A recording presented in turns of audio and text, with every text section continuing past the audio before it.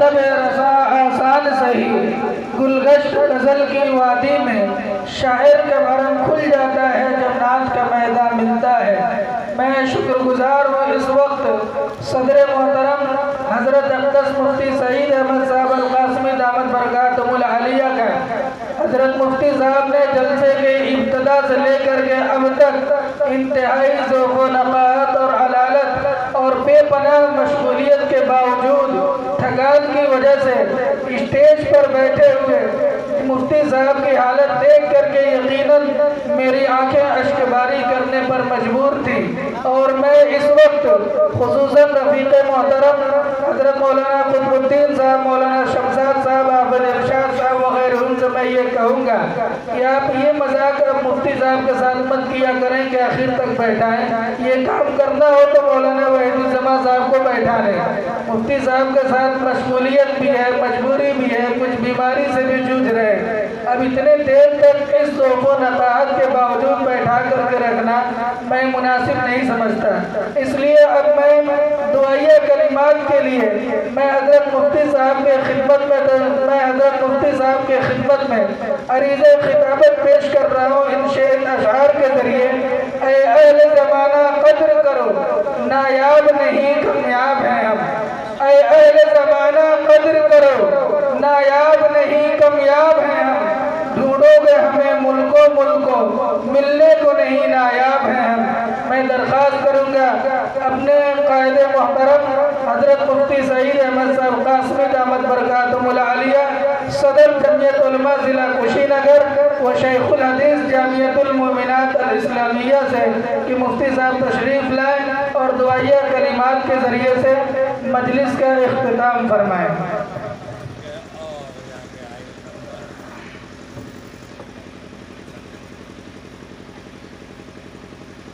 السلام علیکم ورحمۃ اللہ وبرکاتہ۔ وعلیکم السلام۔ حسن اللہ ونعم الوکیل، نعم المولا ونعم النصیر۔ اعوذ باللہ من الشیطان الرجیم، بسم اللہ الرحمن الرحیم۔ الیوم اکملت لکم دینکم واتممت علیکم نعمتی ورضیت لکم الاسلام دینا۔ وقال النبي صلى الله عليه وسلم إذا أظلمت أمتي الدنيا نزيت منها هيبة الإسلام۔ میرے بھائیوں، بزرگوں، دوستوں، اب تو تقریر کا وقت نہیں رہا، اور میں یہ سمجھتا ہوں کہ یہ مجمع مزید باتوں کا متحمل بھی نہیں ہے، اور بہت کچھ اب ضرورت بھی نہیں رہی۔ حضرت مولانا عبدالوحید صاحب قاسمی نے بہت ہی خوبصورت انداز میں ہنسا کھلا کر انہوں نے دین کی بڑی قیمتی باتیں بیان فرمائی ہیں۔ ہم ان کے شکر گزار ہیں کہ یہ تشریف لائے اور بہت ہی پروگرام کو کامیاب بنایا۔ میرے بھائی، ایک بات ضرور عرض کریں گے کہ اس وقت ہم آپ سب دنیا کے محافظ بنے ہوئے ہیں، دین کے محافظ نہیں ہیں۔ دنیا کے محافظ بنے ہوئے ہیں، دین کے محافظ نہیں بن رہے ہیں۔ کوئی اپنے گھر کا محافظ ہے، بال بچوں کا محافظ ہے، دکان کا محافظ ہے، کاروبار کا محافظ ہے، ملازمت کا محافظ ہے۔ کتنے لوگوں کو میں ان کی زبان سے سنتا ہوں، کہتے ہیں کہ سب سے بڑا کام ہے اپنی نوکری کی حفاظت کر لینا۔ اس زمانے میں ہر آدمی اپنی دنیا کا محافظ بنا ہوا ہے، اپنے دین کا محافظ نہیں بن رہا ہے، جبکہ اللہ تعالیٰ نے اس امت مسلمہ کو دین کا محافظ بنایا ہے، اور دنیا کی حفاظت کی ذمہ داری اللہ نے خود لی۔ ہمیں دین کا محافظ بنایا ہے، دین کو اللہ نے مکمل کیا ہے۔ دین ناقص نہیں ہے، ہمارے یہاں تو ساری چیزیں مکمل ہیں، دین مکمل ہے، بالکل فٹ ہے، کہیں سے اس کے اندر کمی کی کوئی گنجائش نہیں اور کہیں اس میں زیادتی کی کوئی گنجائش نہیں۔ جو چیز فٹ ہوتی ہے اگر اس میں کچھ بڑھا دیں گے تو بگڑ جائے گا، گھٹا دیں گے تو بھی۔ یہ سامنے آفتاب بابو بیٹھے ہیں جو رہی کے، ہاں ان کی ٹوپی ان کے سر پہ فٹ آ رہی ہے، اگر اس کے اندر 1 انچ بڑھا دیجئے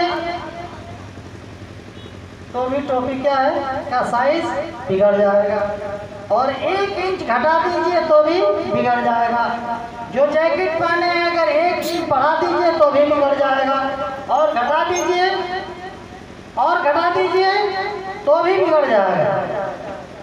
آپ جوتا پہنے 1 انچ بڑھا دیجئے تو بھی بگڑ جائے گا، اور گھٹا دیجئے تو بھی بگڑ جائے گا، اس لیے کہ وہ فٹ ہے۔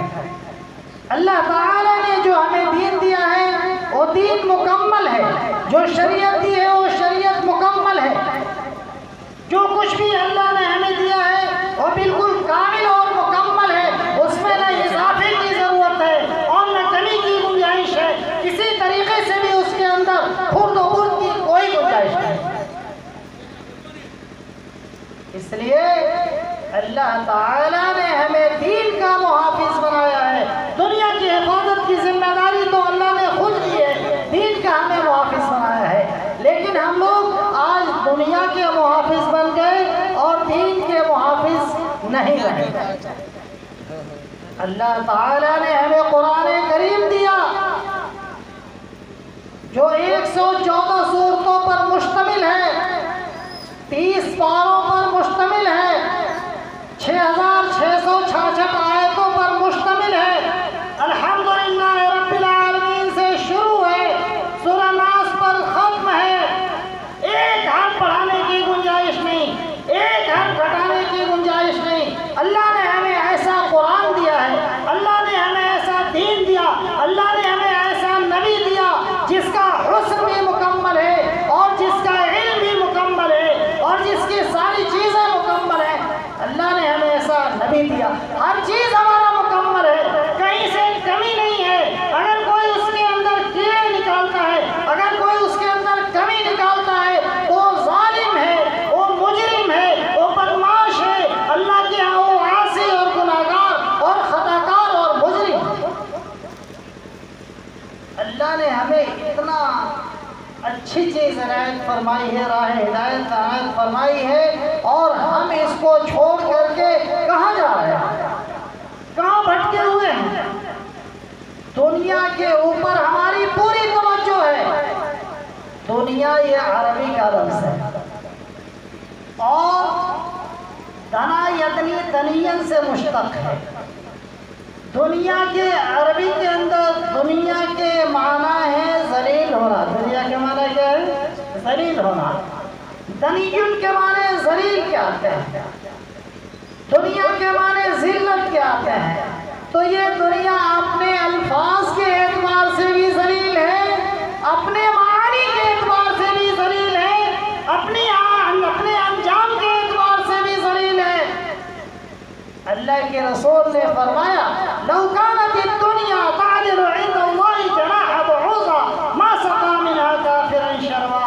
اگر یہ دنیا اللہ کے نزدیک ایک مچھر کے پر کے برابر بھی قیمتی ہوتی تو اللہ کسی کافر کو ایک گھونٹ پانی نہیں پلاتا۔ جس کے اوپر ہم پوری توجہ دے بیٹھے ہیں، پوری جان و مال کو کھپا رہے ہیں، وہ چیز ذلیل ہے۔ اور اللہ نے جو ہم کو دیا ہے وہ انتہائی معزز و مکرم ہے، جس کا نام دین ہے، جس کا نام شریعت ہے، جس کا نام اسلام ہے، جس کا نام ایمان ہے، جس کا نام قرآن ہے، یہ انتہائی معزز ہے جس کو ہم نے چھوڑ رکھا ہے۔ یہی تو ہماری ذلت کی وجہ ہے۔ ہم نے ذلیل چیز کو اپنایا، اپنے دل میں بسایا، اس کے اوپر ہم ریچھ گئے، اس کا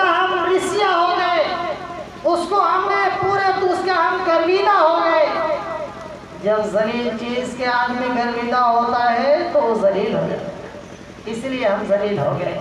میرے بھائیوں، اللہ کے دین کا محافظ بنے، اللہ کے دین کو قائم کرنے والے بنے، اللہ کے دین کو اپنی زندگی میں اتارنے والے بنے، شریعت اسلامیہ پر عمل کرنے والے بنے، قرآن کریم پر عمل کرنے والے بنے، سنت پر عمل کرنے والے بنے۔ اسلام کے ڈاکو، دین کے ڈاکو دین میں خرد برد کر رہے ہیں، ہمیں خود ہی دین کا پتہ نہیں ہے تو ہم کیا محافظت کریں گے اور ہم کیسے دین کو سنبھالیں گے؟ اس لیے میں مزید باتیں نہ کہتے ہوئے اتنا درخواست ضرور کروں گا کہ اللہ کی نظروں میں دین کی اہمیت ہے، دنیا کی اہمیت نہیں ہے۔ اور دنیا تو اللہ دیں گے ہی دیں گے، آپ دین لے کر کے تو دیکھیں، دین کو اختیار کریں گے، دنیا تو ہمارے قدموں میں ذلیل ہو کر کے آئے گی۔ حضرت مولانا قاسم نانوتوی بانی دارالعلوم دیوبند کے پاس ایک آدمی آیا، حضرت یہ پیسے لائے ہیں رکھ لیجیے، حضرت یہ پیسے لائے ہیں رکھ لیجیے۔ حضرت نے فرمایا کہ دارالعلوم دیوبند سے جو میری تنخواہ ملتی ہے وہ تنخواہ میرے اخراجات کے لیے کافی ہے، اور اس میں سے جو ہے مہینہ بھر خرچ کرنے کے بعد کچھ بچ جاتا ہے جو دوسروں کو دینا پڑتا ہے، تو میں کیا کروں گا یہ لے کر کے تمہارے پیسے؟ میرے پاس تو اس کی کوئی ضرورت ہی نہیں ہے۔ کہا حضرت رکھ لیجئے۔ حضرت نے کہا نہیں رکھوں گا۔ کہا نہیں، لے جاؤ، ہٹاؤ یہاں سے، بار بار کہہ رہا ہوں کہ لے جاؤ، سنتے نہیں ہو، لے جاؤ، ہٹاؤ۔ وہاں سے گیا، لوگوں سے پوچھا کہ حضرت کا جوتا کہاں ہے؟ لوگوں نے بتایا وہاں رکھا ہوا ہے۔ چھتہ مسجد کی بات ہے، دارالعلوم دیوبند کے چھتہ مسجد کی بات ہے، کہا وہاں رکھا ہوا ہے۔ اس نے ان پیسوں کو جوتے میں، حضرت کے جوتے میں رکھ کر کے بھاگ گیا۔ اب حضرت جب تشریف لے گئے اور اپنا جوتا پہننے کے لیے تو دیکھ رہے اس کے اندر پیسہ ہے، پیر ڈال رہے تو اس میں پیسہ ہے، اٹھا کے جھاڑا تو اس میں سے نوٹ گر رہا ہے۔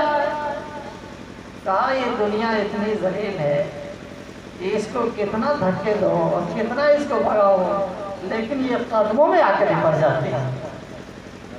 میرے دوستوں، آپ اپنے دل سے دنیا کو نکالیں گے تو آپ کے قدموں میں آ کے پڑ جائے گا۔ آپ دین کو اپنائیں، یہ ہے قیمتی چیز، دین کو اپنا لیں گے انشاءاللہ آپ دیندار کہلائیں گے، انشاءاللہ آپ کے لیے دونوں جہان کی نعمتیں، دنیا اور آخرت، دونوں راستے آپ کے لیے کشادہ ہو جائیں گے۔ میری درخواست اتنی ہے کہ اللہ نے ہمیں بڑی قیمتی دین دیا ہے، ہم اس کو ضائع نہ کریں۔ اللہ تعالیٰ ہم سب کو عمل کی توفیق نصیب فرمائے۔ وآخر دعوانا ان الحمد للہ رب العالمین۔ درود شریف پڑھا دو۔ اللہم صلی علی